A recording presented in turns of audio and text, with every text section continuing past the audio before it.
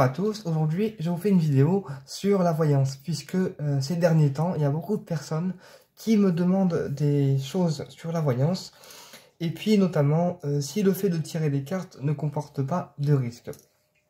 Donc je vais répondre à tout ça dans cette vidéo, enfin je vais essayer.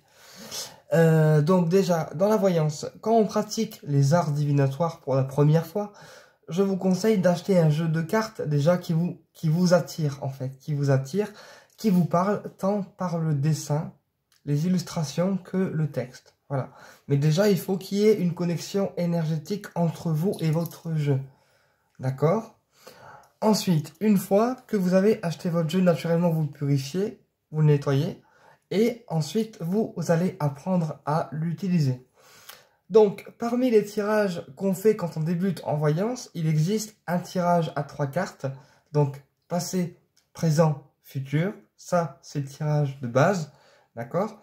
Et après, si on veut faire des tirages un peu plus poussés, eh bien, il y a aussi le tirage en croix, en 5 cartes, qui permet d'avoir un aperçu sur le profil de la personne. Voilà. Et naturellement, après, s'il vous manque des informations, vous pouvez recouvrir votre tirage en croix pour avoir des messages supplémentaires. Après, ce que je voulais préciser aussi, c'est que dans la voyance, il existe certains jeux que je recommande pour débuter en voyance, comme par exemple l'Oracle des Miroirs, qui est assez bien parce qu'il parle bien. Il est assez simple. En plus, les dessins sont très simples. Le seul point négatif qu'il y a dans l'Oracle des Miroirs, c'est que dedans, la mort n'y est pas. Mais du coup, pour les gens qui n'aiment pas parler de mort, je dirais que l'Oracle des Miroirs peut être bien pour débuter. Voilà. Parce qu'il est quand même assez complet, assez cool et en même temps facile à utiliser. Et les dessins avec les mots-clés, ils parlent bien aussi. Ensuite, parmi les jeux de cartes que j'aime bien utiliser en consultation, eh bien, il y a mon préféré qui s'appelle l'Oracle G, qui a été créé par Gérard Barbier et qui est assez simple aussi. Donc, c'est des dessins en fait avec des mots-clés qui se trouvent dans le livret. Et en fait, chaque symbole a une signification particulière dans le jeu. Par exemple, les cœurs, c'est l'amour, l'éléphant, c'est le professionnel, etc. Voilà, après ça, je vous laisserai découvrir ce jeu-là. Mais en tout cas, l'Oracle G et l'Oracle des Miroirs sont très très bien pour débuter en voyance. Après, il faut savoir si votre voyance, c'est plus de la voyance d'ordre divinatoire ou plus de la guidance. Parce que si c'est de la voyance d'ordre divinatoire, on va utiliser des jeux comme l'Oracle des Miroirs ou l'Oracle G qui vont être capables de nous donner des réponses à notre question assez rapidement. D'accord? Mais par contre, si c'est de la guidance, on va utiliser des cartes comme l'oracle de l'archange Michael ou l'oracle des fées. C'est un oracle en fait qui va donner un conseil pour la journée ou un conseil par rapport à l'attitude que vous devez avoir face à telle ou telle situation. Voilà, donc ça c'est plus des oracles qui vont être destinés à la guidance. C'est pas pareil, il faut bien distinguer les deux. Et après, moi en oracle en voyance, il y a aussi l'oracle de la triade que j'aime bien utiliser aussi. Le seul truc dans l'oracle de la triade, c'est que je trouve qu'il est un peu trop direct en fait. Et que du coup, bah, il y a certaines personnes que ça peut facilement déstabiliser si par exemple il y a une personne qui manque de confiance en elle. C'est pour ça que moi dans la voyance, j'adapte en fait le jeu en fonction du profil de la personne que j'ai en face de moi. Voilà, au moins voilà, elle n'est pas déstabilisée. Par exemple, si c'est une personne qui a du mal à comprendre les choses et qu'elle est butée sur elle-même, même si les prédictions que je lui fais sont bonnes, eh ben je vais lui sortir l'oracle de la triade. Comme ça, le jeu va lui répondre assez franchement et ça va la pousser dans ses retranchements. Voilà. Si c'est une personne qui a besoin d'être rassurée, on va utiliser un jeu doux, comme l'oracle des miroirs ou l'oracle G. Voilà, c'est un jeu qui répond bien, mais en même temps sans trop déstabiliser la personne dans les réponses qu'il donne. Et après, pour les personnes qui veulent une réponse rapide à leurs questions, parce qu'il y a des personnes qui ont la flemme de faire les cartes et qui veulent une réponse rapide à leurs questions, je conseille l'oracle l'oracle Archange Angélique. Non, c'est Réponse Angélique, pardon. Réponse Angélique, qui est un oracle assez chouette dans les dessins et dans les illustrations. Il est magnifique et il vous donne une réponse directe en une ou deux cartes. Voilà. Par contre, si votre question est mal posée, vous allez le comprendre parce que le jeu il va répondre à côté de la plaque. Donc juste attention à ça, bien formuler vos questions pour que le jeu réponde correctement.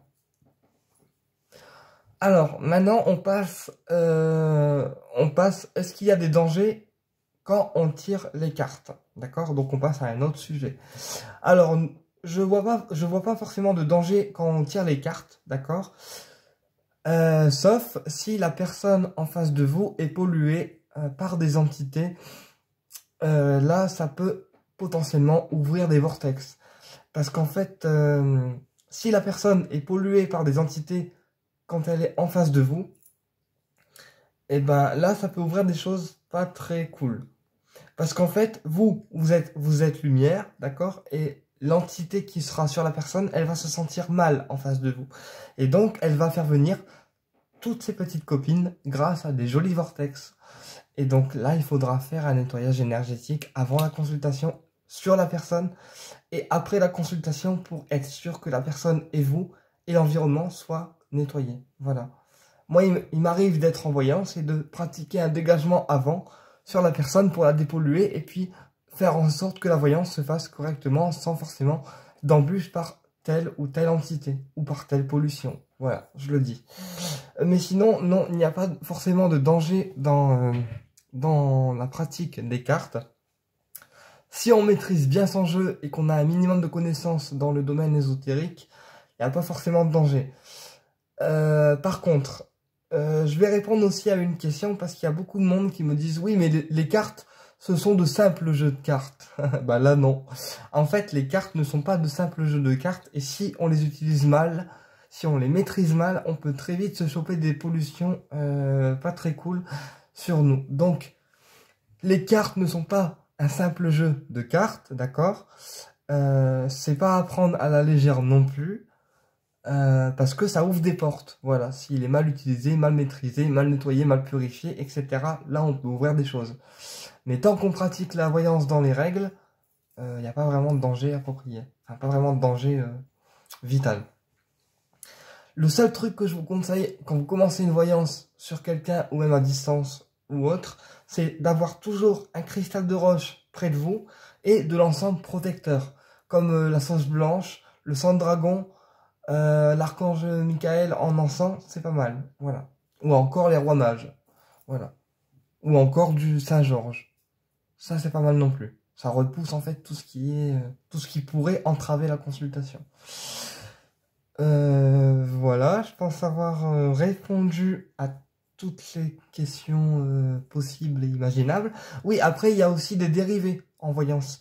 Il y en a qui vont exercer avec des runes, il y en a qui vont exercer avec le pendule, il y en a qui vont exercer avec des boules de cristal. Alors ça, ce sont pour moi des dérivés de la voyance, mais en même temps, ça ne veut pas dire que c'est plus ou moins efficace. C'est-à-dire que chacun exerce sa voyance à sa façon, ça ne perd pas pour autant en efficacité. Voilà. Ça, c'est chacun son truc. Moi, c'est les cartes. Il y en a, c'est les runes. Il y en a, c'est les pendules. Il y en a, c'est les coquillages. Enfin, après, c'est chacun son truc. Mais moi, ici, c'est les cartes. Voilà. Donc, ce que je fais, moi, quand une personne, elle vient en voyance me voir, ben, déjà, je fais un tirage en croix et je lui demande rien. C'est-à-dire que je pose pas de questions, je demande rien. Et j'ai déjà un aperçu du profil de la personne grâce aux cartes. Et seulement après, je dis à la personne, je dis voilà, moi dans les cartes, il y a ça et ça et ça qui sort. Pourquoi? Et là, la personne, elle m'explique après, en fait, pourquoi ça et ça c'est sorti. Mais je demande jamais rien avant la voyance. C'est-à-dire que je tire mes cartes et après seulement je demande si je vois qu'il y a des problèmes ou des choses à aller chercher, quoi. Mais voilà. Je tire les cartes en premier et après j'approfondis, en fait.